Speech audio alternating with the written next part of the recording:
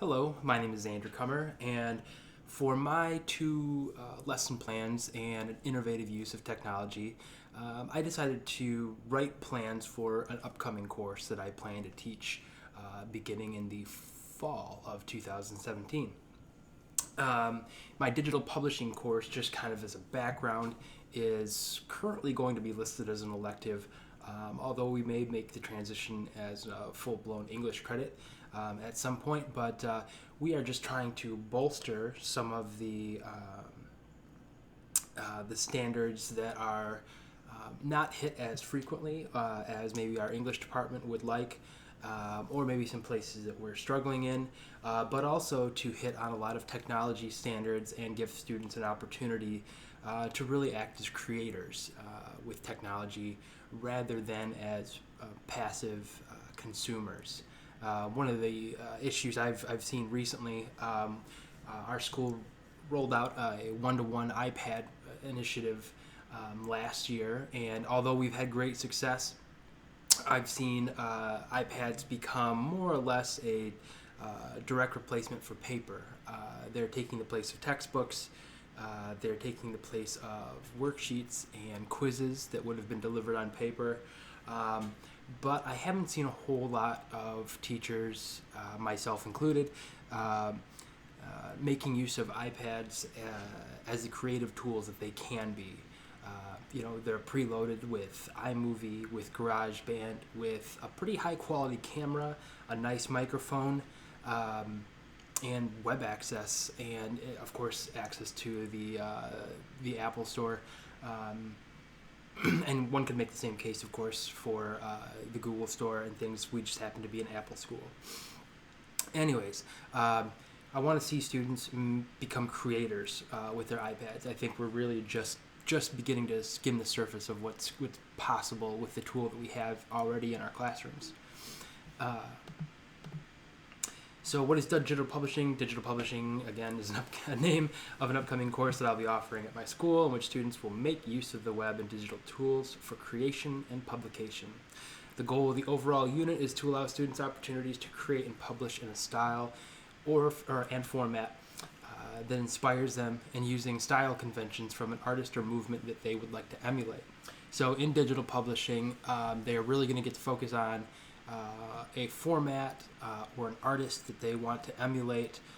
They maybe see themselves already as a potential podcaster. Some of my students already podcast or webcast, have YouTube channels, blog, a variety of things like that. And so I'm really just trying to capitalize on some of that interest and show them not only how to do it well, but maybe also how to monetize it and become the best possible version or iteration of themselves as they can be.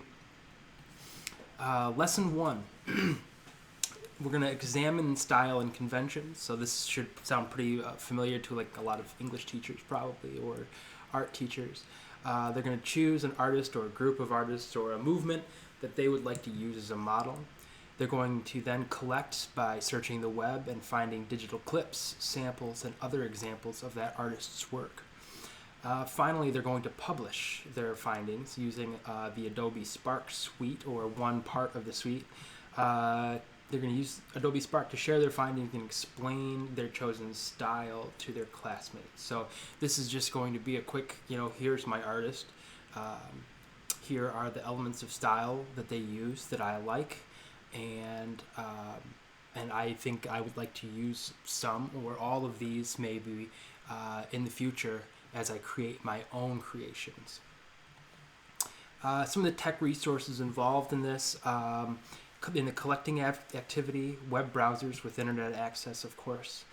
We have one-to-one iPads, and like I'm using right now, QuickTime screen capture can be a pretty useful tool for just capturing anything that's going on the screen. Sound, video, both can be captured quite easily. And I found it to be, if you have it, a much easier resource for capturing video than a lot of the, download YouTube resources on the web and things like that. In the second part of it, the creating activity, We will use Adobe Spark, which is a free download, and students can choose from Spark Page, Spark Post, or Spark Video. They may want to choose several of them to try it out and experiment. It's all free. There are, of course, paid add-on services, but Adobe plans for Spark to continue to be free, even as they add on additional paid features. Things that could really jazz up a site. Maybe they have stated they intend for the essential features to remain free for all time. So theoretically, if they hold true to their promise, this could be a resource for students for a number of years. As I mentioned, we have iMovie preloaded on our iPad, so that's something that will be available to my students, as well as we will use, again, web access and web browsers for publishing and their iPads in the creating activity as well. What should teachers know? Teachers for this project, I think, need to have an awareness of some of the modern media conventions. My guess is I'm 33, which puts me just barely in that millennial category, I guess. But I don't find myself, for example, watching a lot of YouTube videos or like web YouTube channels, rather. I've watched my share of YouTube videos, but I've never been much of a subscriber or a person who follows web personalities. I've recently dipped my toes into the podcast realm, and webcomics have been around with me, I guess, for a little bit longer, but there are so many more formats and modern mediums for media out there that you might want to familiarize yourself with. However, you could probably do this more or less as students present the mediums or media that they wish to work with. You don't need to kill yourself getting out there and familiarizing yourself with everything that's going on the web in advance. Students should also know how to find and save digital samples from the web.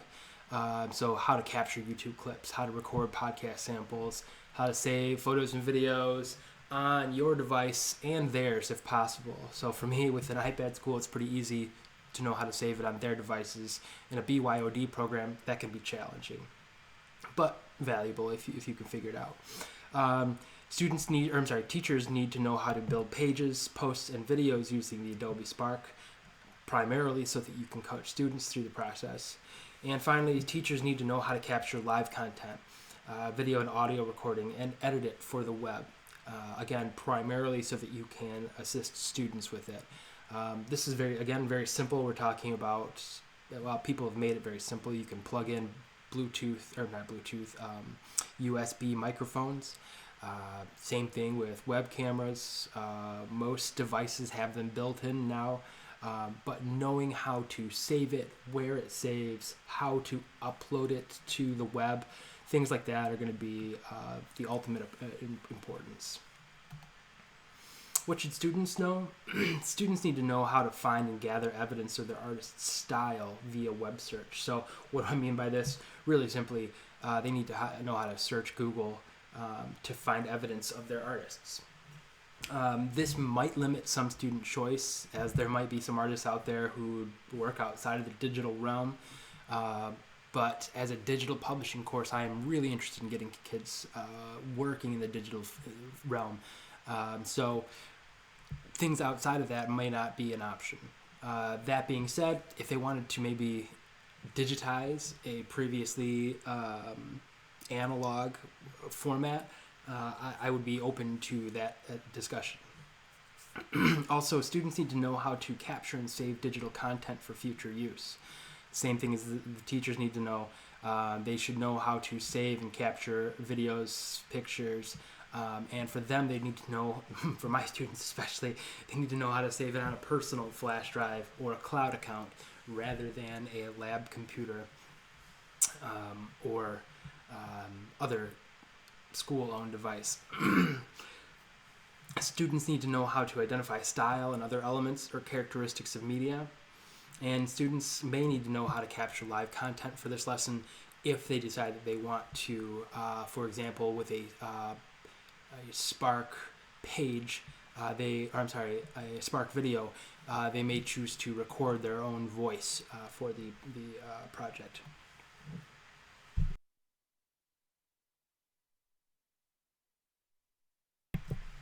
The process, first, students need to just narrow their selection to an artist or a movement. Then, as a class, we will discuss style conventions with examples from top web celebrities. So, before the class, I'll be surveying to see what types of projects they think they're interested in, and then I will collect samples that I think are exemplary from those media and bring those in as examples. I'll then provide student examples, and although I'll be starting it this year, I'll probably just make some that I think would be an example of student level work of pages, posts, and videos made with Adobe Spark, as well as a link to their inspiration page. So I've been talking a little bit about Adobe Spark. This is what it looks like here. This is Spark Posts. You can create web graphics. This is designed really for, as it suggests, for posting on social media platforms. So you can design really sharp, communicative posts with Adobe Spark Post.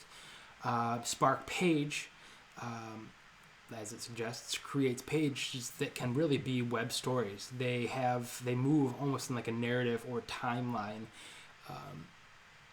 way, and attaching and uploading information into any of these is very, very easy and user friendly. Spark Video does a very similar thing. You can see they can move things like images or icons in a very like Ken Burns like fashion, and students can record their voice over it and create their own narrative. All of these things are available on the web, so you can access Adobe Spark right from a web browser, but they also make great apps as well. I believe they're available both at the App Store as well as Google Play. I wouldn't be surprised if they're in a lot more markets as well, as Adobe has pretty good market share. Students will collect samples of style and conventions for sharing in their chosen Spark product. And then I'll assist students with transitioning the collected materials to Spark and with the process of publishing their Spark product on our Schoology page. For this product, and at this point, at least in my thought process, I think I'm going to limit students to posting things on Schoology, which for us is a closed network, and keep students from posting, well, not prevent, but encourage students to post in a closed network to begin with while they hone their skills. And then we will discuss best practice for publishing it, or publishing their work in more public forums in future lessons. Some of the advantages, I think, of a project like this is that it offers a lot of student choice and topic, and it encourages them to chase something that they're already passionate about. As an elective, they're signing up for this, and I'm pitching it as a creative writing, as a fun with tech course, as a voice your opinion type of course. So I'm probably going to get some animated kids. Hopefully I will. But this is hopefully, by its very nature, attracting kids that are interested, ready to be engaged. Also, there's an opportunity for publication in highly visible settings, and private, depending upon your goals and the goals of your institution. But nevertheless, no matter what, I think you could publish it so that students could see each other's work and find opportunities maybe for greater or wider publication, again, depending upon your goals. Opportunity to interact with technology as a creator rather than a passive consumer. Again, so many times I just see our students reading, taking in materials, but not working with it, not making it their own. And then Adobe Spark, as an advantage, may become a valuable tool for students throughout this semester and in other courses. I myself can imagine using Spark here in the near future in a number of projects. Some of the disadvantages: no built-in group work, largely an independent task with an option to find help. Choice of publication type or style is limited in this case, primarily, I think, to prevent the crisis of choice. For this exercise, I don't want them to struggle with which medium they're going to use to publish their work. I want to limit it to one app or one suite with 3 choices, and then allow students to struggle with the choice of medium when they are really using their own voice, or when they're developing their own voice. Some of the effective instructional strategies that I've employed here, I think it's largely constructivist. We have a little bit of large group instruction, but students are engaged in areas of personal interest largely.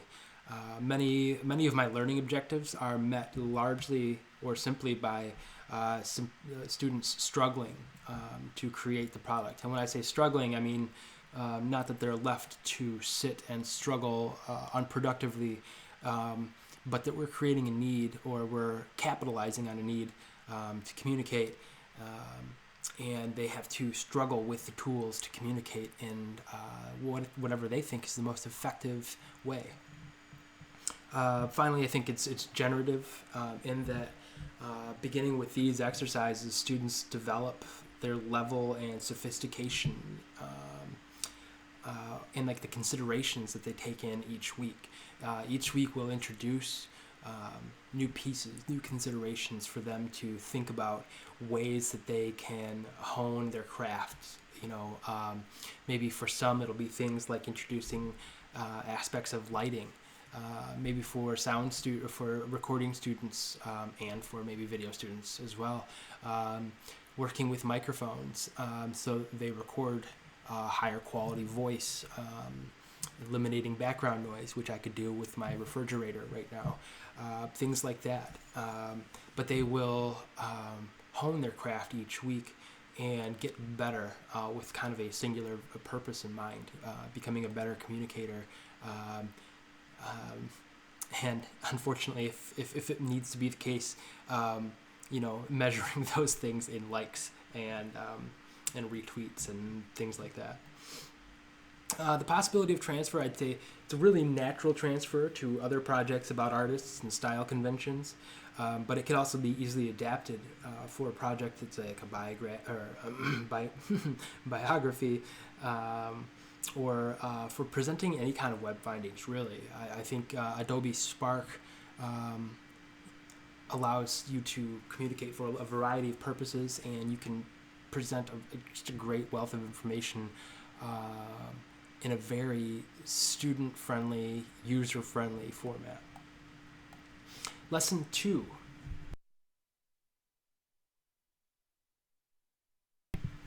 In Lesson 2, students begin... Oh, look at that, I have a typo. Your first digital story. Okay, let's click back here. In Lesson 2, students are going to choose upon a digital media format for their first digital story. So, again, my students are kind of building a portfolio, and this is going to be their first entry into the portfolio. Second, they're going to create. They're going to determine the elements of style they'd like to use, and then compose their first digital story. So they're going to take a look at some of those elements of style from the first activity and decide on one or a few or all of them to incorporate in their, or try to incorporate in their first digital story of their own. And finally, they're going to publish and upload their digital story to our class Schoology page. The tech resources involved are pretty similar. One-to-one iPads that are loaded with web browser and internet access. They have access to a microphone and camera, iMovie, GarageBand, and there's, of course, the optional student apps. Students will have pretty much free range to use apps and download apps as they see fit. They'll, of course, have to be appropriate and things like that, and maybe vetted by me. But the goal here is not to limit students primarily, but to get them to mash, maybe I think was the proper term, app smashing or app mashing, things like that will definitely be encouraged. The Digital Learning Lab, which is what we call my classroom, desktop computers, has a scanner, podcasting microphone, a digital camera, flash drives, headphones, Audacity, as well as a variety of other web services. Audacity is one of the programs that I reviewed as a great, really top-notch, free recording software that can be used for a variety of things, not just recording your own vocals, but I've used it for recording, for making recordings of vinyl records that I can't get in a digital format anymore. So I've recorded them. You can record any kind of existing content. Really, you can record right from the computer.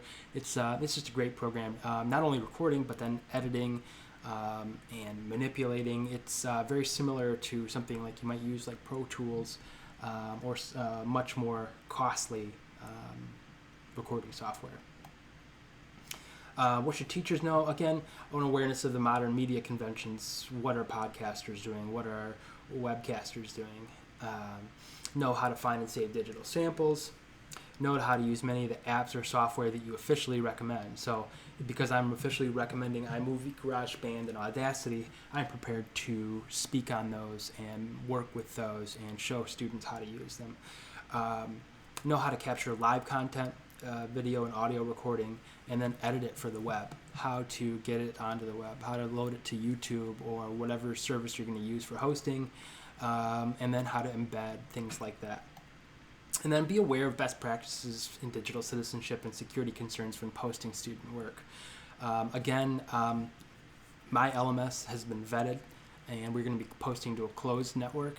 But those are definitely concerns you might want to take into consideration when you're posting original student work, especially in places where there's the possibility for anonymous commenting, anonymous feedback, the possibility of your students' work being downloaded and altered for various purposes is a real one, and something that should be considered. So.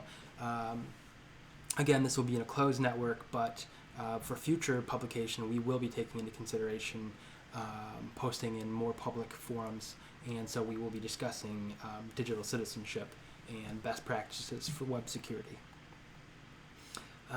What should students know? An awareness of their choices in media formats. So they may have come in aware of a few, but I'd like to make them aware of several that maybe they are not aware of yet. I, for example, just heard about this week a recent phenomenon called live coding, where people are coding music live. Essentially, is my understanding of it. I haven't yet seen it, but a coworker was telling me about it, and apparently it's something to be seen and heard, and it's pretty phenomenal. So I'm going to be checking that out.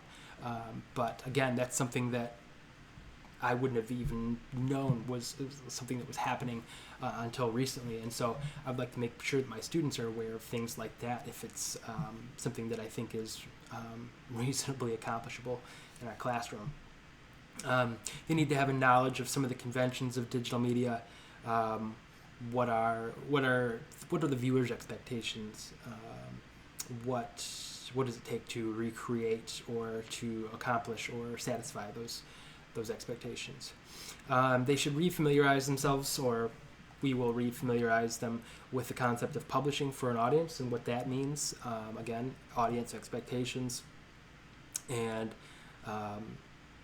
trying to hear one's own work through new ears, or as a first-time hearer. How to adapt existing style conventions for personal creation. We're not encouraging outright theft, but adaptation can be very close. Know how to capture and save digital content for future use. Again, saving it to something that's sustainable and it's going to be there the next time you check on it. And know how to capture and save original content and publish it for the web. The process, identify secure uses of web for publication in your context. Again, this one will be posting on a closed network, but we'll be addressing those concerns once I have cleared some paths with my administration and IT department. Identify advantages and disadvantages of different formats. So what advantages does podcasting offer? Versus maybe being a YouTube star. For me, it would be not being on camera, but there are definitely some advantages to podcasting. For example, I'm able to listen to my podcasts on the go and while doing other activities. I like to listen to podcasts while I commute. I'm not sure that downloading YouTube videos would have the same impact. Certainly one could record in the audio format, but I would guess most YouTube celebrities are not making the same use of, they're not using the same techniques to keep their audience's attention, I would guess, as podcasters are. YouTubers are probably able to rely a little bit more on audio, on visual elements to maintain attention and can interact with the audience in that way. So, anyways, students should be aware of these types of things, these advantages and disadvantages of a format. We should discuss and reinforce the concept of publishing for an audience, especially when there's a possibility of an anonymous web audience. I think our students are somewhat aware of this. We've talked about it enough, I think.